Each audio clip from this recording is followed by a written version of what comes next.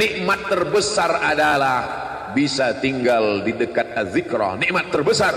Tapi tidak ada nikmat yang sia-sia.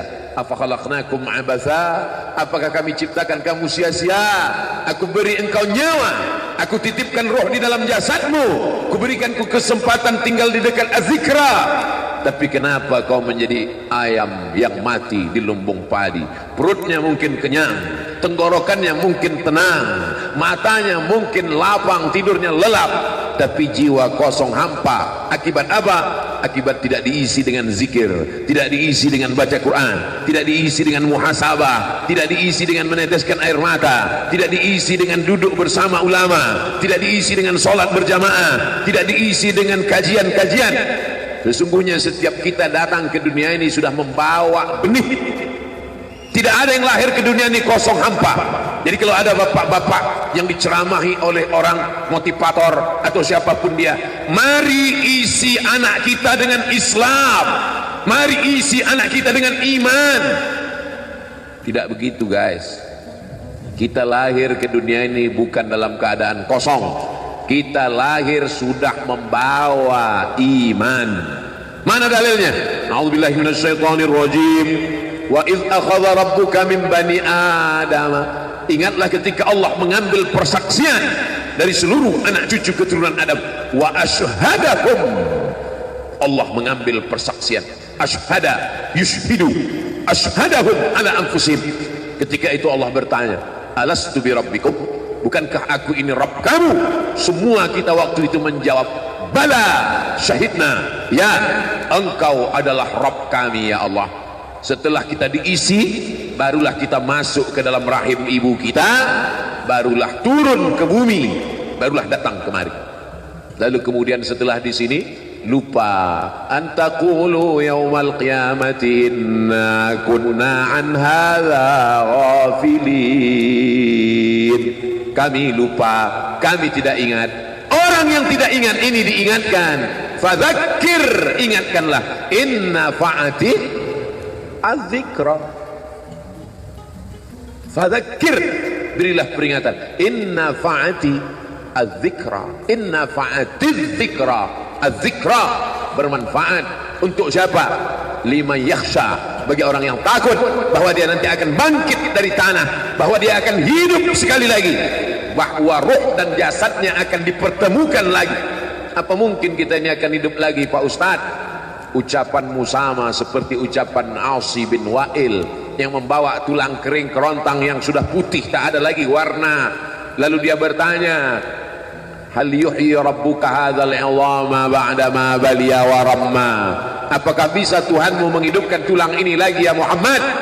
Nabi SAW diam sampai Jibril datang membawakan jawaban. Qul yuhyi alladhi ansha'aha awwala marrah. Katakan ya Muhammad SAW kepada Asi bin Wa'il yang tak percaya bahwa tulang itu akan hidup sekali lagi. Yuhyi alladhi ansha'aha awwala marrah. Dia yang menciptakan tulang itu sebelum ada menjadi ada, sekarang setelah ada dibuatnya menjadi tidak ada, akan dikembalikannya lagi menjadi ada. Sedangkan menciptakan yang tidak ada menjadi ada saja dia sanggup, apalagi yang pernah ada dibuatnya menjadi tidak ada, dikembalikannya lagi menjadi ada. Innama amruhu idza arada syai'an ayyaqula lahu kun. Azmuz zanab, ujung tulang ekor sebesar ibu jari, tulang belakang sampai ke bawah, yang lain hancur. Ketika digali makam kuburan, ada yang tulang-tulang hanya tinggal tulang paha saja, ada yang hanya tinggal gigi dan rambut saja, yang lain hancur. Tapi ada satu yang tidak hancur, kata Allah, disampaikan Nabi Muhammad SAW, ujung tulang ekor sebesar ibu jari. Maka dari itulah nanti yang akan ditunjuk, tumbuh sel-sel tulang, tumbuh kulit-kulit, tumbuh darah daging, bangkit menjadi manusia sempurna di hadapan Allah. Masuk surga itu roh dan jasad. Jannatin tajri min tahtihal anhar. Sungai, air sungai dengan gemericiknya masuk kaki ke dalam air sungai, itu adalah jasad. Kulit menyentuh air sungai terasa dinginnya, itu jasad. Zamharira, Zamharira adalah cahaya matahari yang tidak tembus ke bawah. Kenapa cahaya matahari tidak tembus? Karena ada ranting-ranting kayu yang saling terkait satu dengan lain, sehingga kalau duduk di bawah maka cahaya matahari tidak tembus ke bawah. Itu jasad. Maka yang masuk surga itu adalah roh dan jasad menurut Ahlus Sunnah wal Jamaah. Kalau masuk surga cuman roh, saya nggak mau. Mimpi masuk surga. Abdul Somad akan masuk surga beserta ruh dan jasad, kembali sempurna. Makanya kata Nabi, la yadkhulul jannata ajuz, tak masuk surga orang tua. Menangis semua orang tua, sedih karena tak masuk surga. Nabi tersenyum, kata Nabi, bukan kamu tua tak masuk surga, kamu akan kembali muda usia belia, 30, 31, 32, 33. Karena masuk surga itu adalah orang-orang muda, anak-anak muda yang bisa menikmati dunia. Begitulah mereka masuk ke dalam surga. Apa makna ucapan Nabi itu? Ruh dan jasad masuk ke dalam surga Allah. Lagi-lagi kita sedang diajarkan keseimbangan, bahwa kita lahir membawa iman, tapi iman ini bisa mati. Benih letakkan di tanah pasir kering kerontang, tidak disiram, mati dia, kering. Bagaimana menghidupkannya? Dihidupkan dia dengan ilmu. Tidak ada majelis ilmu yang paling banyak untuk saat ini, majelis ilmu di Az-Zikra. Semua ustadz didatangkan kemari. Ustadz Tengku Zulkarnain, Abah Raud tidak usah disebut lagi, memang beliau guru dari almarhum, Masya Allah tabarakallah. Lalu kemudian para masyayikh, Ustadz Adi Hidayat, Buya Yahya, tak dapat disebutkan satu persatu, Kiai Haji Abdullah Gimnastiar, para alim ulama, alumni Al-Azhar Mesir, alumni dari Yaman, Tarim Hadramaut, Darul Mustafa, Rubat Tarim, berdatangan kemari semua. Majelis ilmu, majelis ilmu. Lagi-lagi ayam mati di lumbung padi. Apa sebenarnya yang terselip dari peribahasa itu? Iman mati karena tidak disirami dengan ilmu. Ilmu, ilmu, ilmu. Datang seorang jamaah menemui saya, Ustadz Somad, saya kena penyakit insomnia, gak bisa tidur malam. Jam 2 malam mata saya masih berkedip-kedip. Bismika Allahumma ahya wa amut, gak mempan. Sebabnya apa Pak? Sebabnya saya beli tanah. Setelah beli tanah, tanam kelapa sawit, dipupuk, dijaga, 3 tahun berbuah. Pas mau dipanen, sudah dipanen orang duluan. Ternyata tanahnya bermasalah, dibawa ke pengadilan, dia yang menang. Akhirnya sampai jam 2 malam gak bisa tidur. Apa yang terlintas dalam pikiran? Kenapa beli tanah, kenapa tanam sawit, kenapa beli tanah, kenapa tanam sawit, kenapa diambil orang, kenapa dulu gak ternak ikan aja, kenapa gak ternak puyuh. Berbulan-bulan gak bisa tidur. Akhirnya pergi ke psikiater. Pak psikiater, ya saya sudah 2 bulan gak tidur-tidur Pak psikiater. Akhirnya Pak psikiater buat resep. Ini obatnya, yang ini dimakan sebelum makan, yang ini dimakan setelah makan, yang ini 3 kali, yang ini 2 kali. Akhirnya memikirkan resep itu, makin gak bisa tidur. Dimakan, tertidur. Dosisnya habis, terbangun. Kenapa beli tanah, kenapa tanam? Setelah dimakan, muncul masalah baru. Terlalu banyak makan obat, terjadi kekacauan tubuh.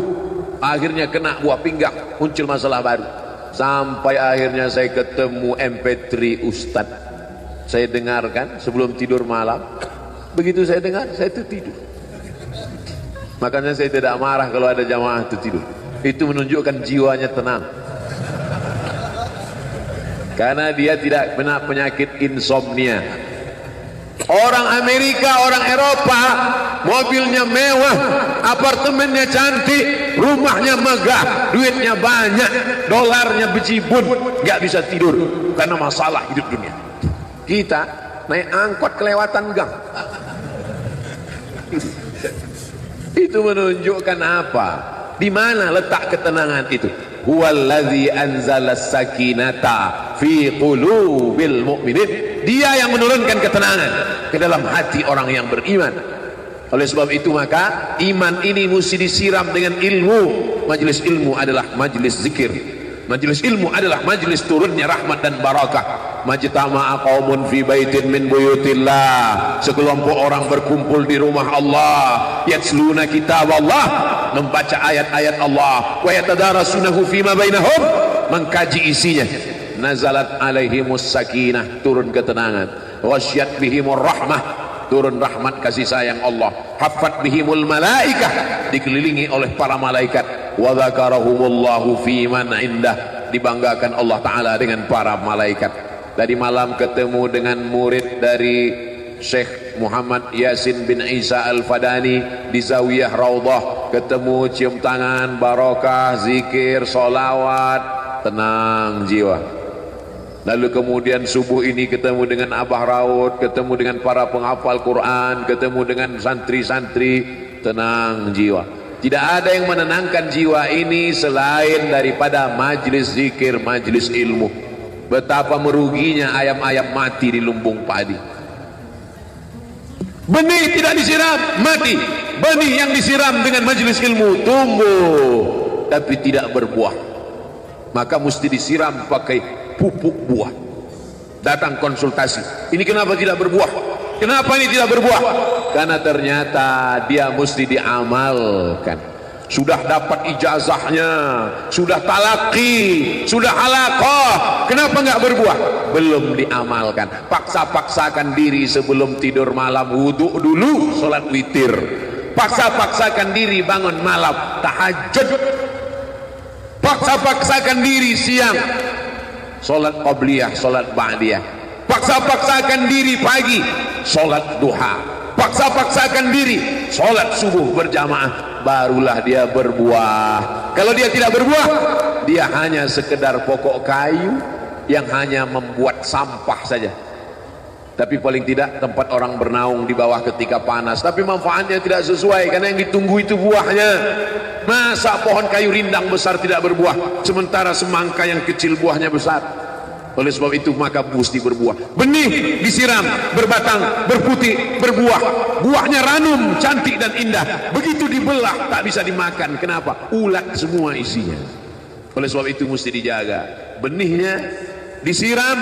Apa yang bisa menjaga ini? Diprotek dia. Kenapa apel tidak dimakan ulat? Bukan karena ulat tidak sanggup beli apel, tapi karena disemprot pestisida. Ulat tahu ini ada pestisidanya, maka dia tidak makan. Kita nggak tahu, dimakan. Ikan asin tidak dikerubungi lalat, tidak ada satupun lalat yang hinggap di ikan asin. Kenapa? Karena lalat tahu ikan asinnya pakai formalin. Manusia nggak tahu. Pintar mana manusia dari lalat? Jangan jawab. Akhirnya orang makan, menumpuklah pestisida dan formalin dalam darah. Apa namanya? CANCER, cancer. Karena dia tidak larut dalam tubuh. Yang lain-lain larut. Makanan-makanan larut menjadi energi, menjadi sampah, dibuang menjadi kotoran. Sama seperti daun, kalau jatuh ke tanah larut menjadi pupuk. Tapi plastik tidak larut, maka plastik sampah bertebaran. Oleh sebab itu maka ini mesti dijaga. Apa yang bisa menjaga buah apel supaya tidak berulat? Jagalah dia dengan ikhlas. Kamu kenapa enggak ke masjid? Saya kalau ke masjid riak, maka saya enggak ke masjid biar ikhlas. Tarkul amal li ajlin nas riak. Kata Imam Fudail bin Iyad, tarkul amal li ajlin nas riak. Tidak jadi beramal karena takut dipuji orang, riak. Wal amal li ajlihim syirik. Beramal karena ingin dipuji orang, syirik. Kenapa kamu nggak pakai sorban? Takut dipuji orang, riak. Pakai saja sorban anak, jangan takut dipuji orang. Pakai sorban, yakinkan diri. Baik, Ustaz kenapa nggak pakai sorban? Ada masanya nanti pakai sorban. Tarkul amal li ajlin nas riak. Tapi beramal, tapi saya nggak tahan Pak Ustaz, dipuji orang. Luruskan, karena pujian pasti akan selalu datang. La'atiyannahum min baini aydihim wa min khalfihim wa an aymanihim wa an syama'ilihim. Datang dari depan, dari belakang, dari kanan, dari kiri, dari dalam. Alladzi yuwaswisu fi sudur, dari dalam, dari depan, dari belakang, dari kanan, dari kiri, dari dalam, dari dua aspek, minal jinnati wan nas, dari yang zahir, dari yang batin, berdatangan dia. La uwiyannakum, aku akan goda anak cucu Adam. Sampai kapan? Madamat arwahuhum fi ajsadihim, selama roh masih bersemayam dalam jasad, selama masih hidup,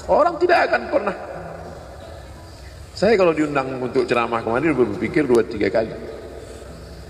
Dulu saya membaca riwayat tentang Bilal bin Rabah yang pindah ke Damaskus setelah Nabi meninggal.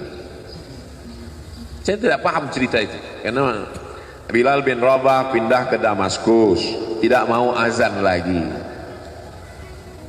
Gak mengerti saya kisah itu. Yang saya pahami, setelah Nabi meninggal, dia pindah ke Damaskus, azan di Damaskus, Suriah. Diminta oleh Abu Bakar supaya datang ke Madinah azan, gak mau. Diminta oleh Sayyidina Umar, Bilal datang ke Madinah azan, enggak. Sampai akhirnya datang Sayyidina Al-Husain. Kata Sayyidina Al-Husain, datanglah. Bilal datang. Datang Bilal dari Damaskus ke kota Madinah dan dia azan. Azannya tidak selesai. Kenapa tidak selesai? Karena dia merasakan kalau dia azan bahwa nanti yang jadi imam Rasulullah. Dan ternyata perasaan itu sama bagi orang Madinah. Orang Madinah mendengar suara itu dulu lama sekali, dulu 3-5 tahun yang lalu. Dan kalau sudah suara itu terdengar, pasti nanti imamnya adalah Rasulullah. Ramai mereka datang, luar biasa ini azan, kata mereka. Karena kalau sudah azan ini yang pasti nanti imamnya almarhum. Al-Fatihah. A'udzubillahi minasyaitonir rajim. Alhamdulillah rabbil alamin. Arrahmanir rahim. Maliki yaumiddin. Iyyaka na'budu wa iyyaka nasta'in. Ihdinas siratal mustaqim. Siratal ladzina an'amta 'alaihim ghairil maghdubi 'alaihim waladdallin. Amin. Allahumma ighfir lahu warhamhu wa'afihi wa'fu anhu wa akrim nuzulahu wa wasi' madkhalahu waghsilhu bil ma'i wal thalji wal barad wa naqqihi minal khataaya kama yunqqa ath-thawbul abyadu minad danas wa abdilhu daran khairan min darihi wa ahlan khairan min ahlihi وقه من فتنة القبر وعذاب النار اللهم لا تحرمنا أجره ولا تفتنا بعده واغفر لنا وله ولإخواننا الذين سبقونا بالإيمان ولا تجعل في قلوبنا غلا للذين آمنوا ربنا إنك رؤوف رحيم اللهم اجعل أهله وتلامذته وطلابه من الصابرين الذين إذا أصابتهم مصيبة قالوا إنا لله وإنا إليه راجعون اللهم اجعل أبناءه وبناته من الصالحين والصالحات واحفظهم من كل سوء وشر اللهم اجعل هذا المعهد الذكر معهدا عظيما مباركا تخرج منه الطلاب والطالبات من المجاهدين والمجاهدات في سبيلك بأموالهم وأنفسهم اللهم احفظهم من الظلمات اللهم أخرجهم من الظلمات إلى النور اللهم وفقنا لما تحبه وترضاه اللهم اجعل أبناءنا وبناتنا من حفاظ القرآن والحافظات اللهم اجعل قبره روضة من رياض الجنان لا تجعل قبره حفرة من حفر النيران وصلى الله على سيدنا ومولانا شفيعنا وذخرنا محمد وعلى آله وصحبه وسلم والحمد لله رب العالمين. Kalau sayang dengan almarhum, hidupkan majelisnya, ramaikan, bangkitkan semangat, tunjukkan kepada Allah Subhanahu wa taala bahwa kita cinta. Sab'atun yudhilluhumullah, 7 orang yang dapat naungan yauma la illa dhilluh, hari itu tak ada naungan kecuali naungan Allah. Rajulani, 2 orang tahabba fillah, berkasih sayang karena Allah, ijtama'a alaih, bersama karena Allah, wa tafarraqa alaih. Saya berharap saya dengan almarhum, saya dengan Abah Raud, saya dengan para sahabat termasuk yang mendapatkan naungan ini.